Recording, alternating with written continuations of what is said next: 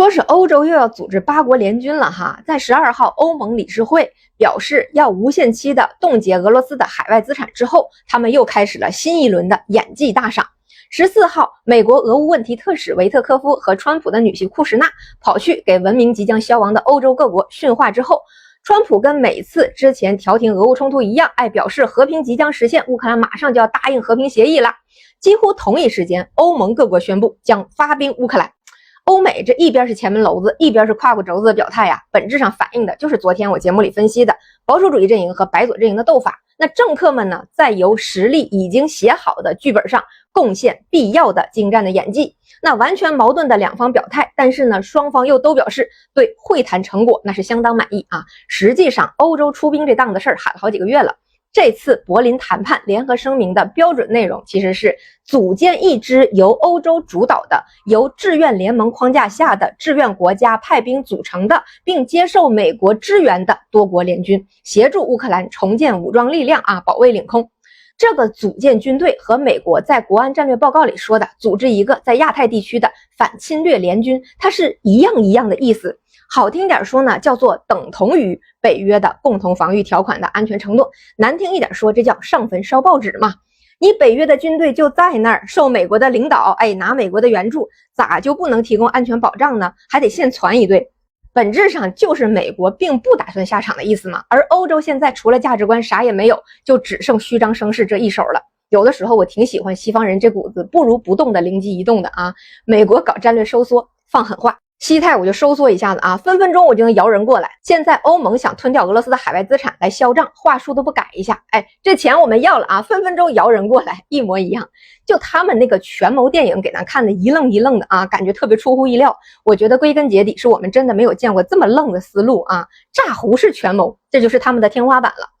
虽然他们实力就是那么个实力啊，但是真正值得我们重视的是欧洲明确无限期冻结俄罗斯海外资产的这个操作。大家要是看过北平无战事，应该就能理解。我个人认为啊，实际上现在欧盟未必是要动用这笔资金，而是已经用完了这笔资金。他现在是意识到俄罗斯和美国都要追究这笔资金了，他们需要想办法来平账了，钱大概率都已经不知道在谁的口袋里了。昨天的节目里分析了，川普为代表的西方保守主义力量在美国虽然比欧洲有利一些，但是随着宗教势力对民众精神世界的控制减弱，让选民们为了主义和信仰支持他是很难的。鸡蛋一停，信仰归零吗？川普现在的选情非常缺资金，美俄之前的28条对于川普政府最大的价值就是可以动用俄罗斯海外冻结资产的孳息，而从目前欧洲的反应来看，这钱无论如何是拿不出来了。不仅拿不出来，他们现在还盘算着要反向给俄罗斯挖一个坑。这钱不管在谁的口袋里，事后如果就是咬定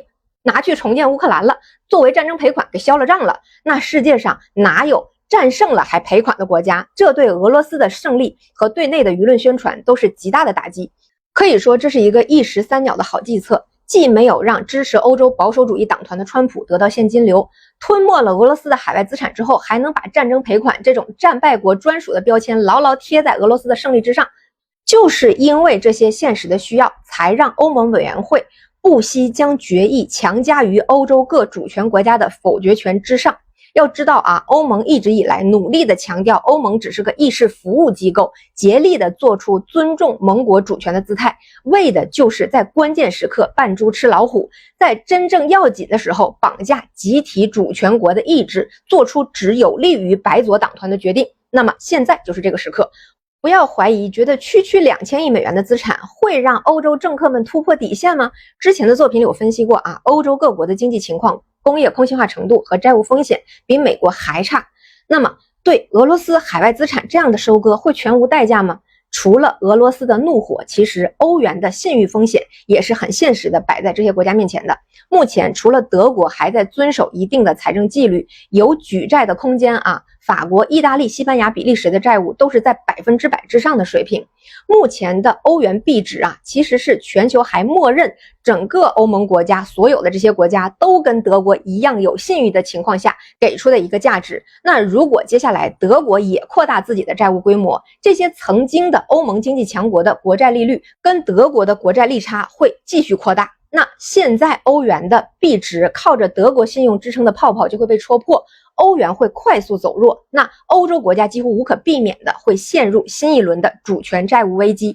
还记得我在分析美国国家战略安全报告时给诸位讲过，拉美是如何被中等发达国家陷阱收割的吗？主权国家债务危机就是进入被收割通道的标志。而现在欧洲在德国放弃财政纪律之前，自己先把欧洲金融体系的没有信用的底裤露了出来，那欧洲没钱了，不仅没钱了，还不择手段了，这样带来的信用崩塌，对于原本就缺乏支撑的欧元来说几乎是致命的。这就是比利时首相说欧盟在自毁长城的意思。可以说啊，决定无限期冻结俄罗斯海外资产，就是全球利益派为了自己眼前的利益和政客个体的利益，为了整个左派党团的利益，为了能打击美俄这两个西方保守主义势力做出的完全不顾本国经济死活、不顾欧元币值的操作。那有些聪明的小脑瓜就该想了，欧元衰落了，日元也衰落了，那人民币的春天岂不是要来了？这个说法呢，对也不对。今年呢，中国对欧盟贸易顺差达到了3000多亿美元，历史新高，也完全暴露了欧洲大哥在前面喊打喊杀，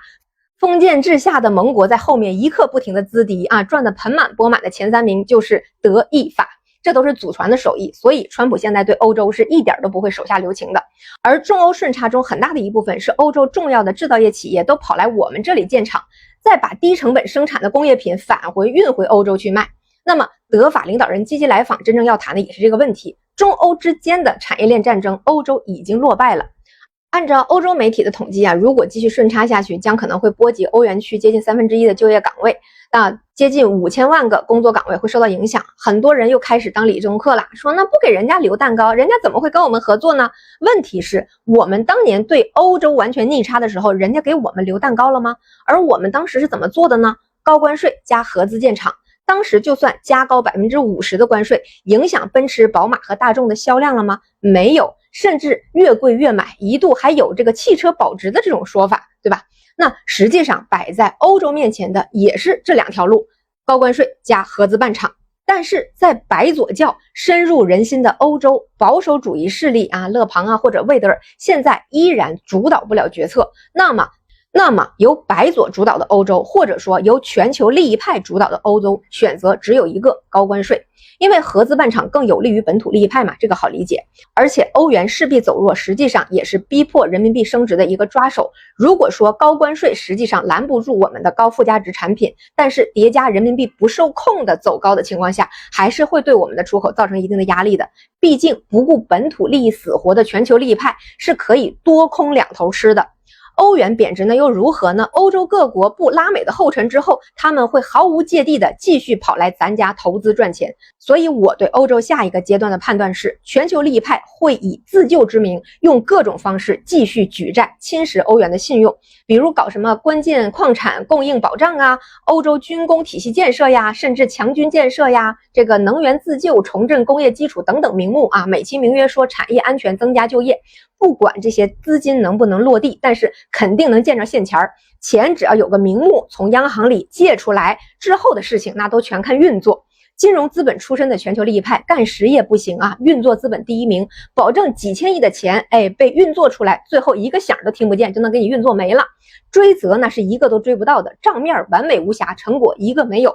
然后欧元持续的贬值，美元目前已经确认明年必须降息走弱的前提下，在金融层面上倒逼我们升值，再以出口压力为条件，提出一些让我们转让核心技术的非分之想，甚至再复刻几个安史之乱，也并非全无可能。国际利益派或者说金融资本最大的能耐就是多有多的战术，空有空的伎俩，涨跌它都能吃一道，玩坏了拍屁股走人，反正资本无国界嘛，留下的满目疮痍，80年之后的拉美国家人民体验过，97之后的东南亚人民体验过，欧洲人民目前还没有感受过白左这张自带道德优越性的嘴脸背后是怎样不择手段的收割和破坏。所以欧元走弱确实是人民币国际化的好机会，但是机会之前还撒着密密麻麻的铁蒺藜，未来的地缘矛盾将会愈发的聚集到金融领域的博弈和人民币国际化的进程中来。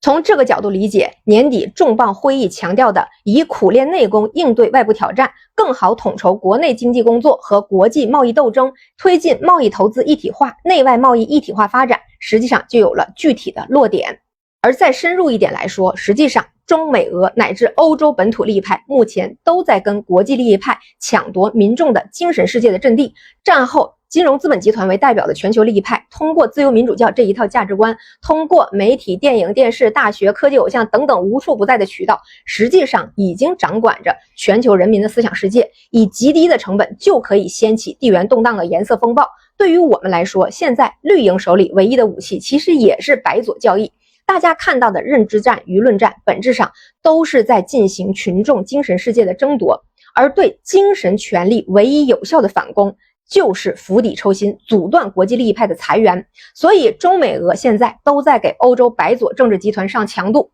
俄是在军事上暴露其虚弱性，美是从文明属性上对其进行切割，那么最后在物质基础上阻断白左教的影响力，也许就在人民币国际化的历史使命之中。接下来的各方面博弈也许会很复杂，但主线都在这一条精神世界的争夺之中，大家不妨拭目以待。这么长都看完了，关注一下吧。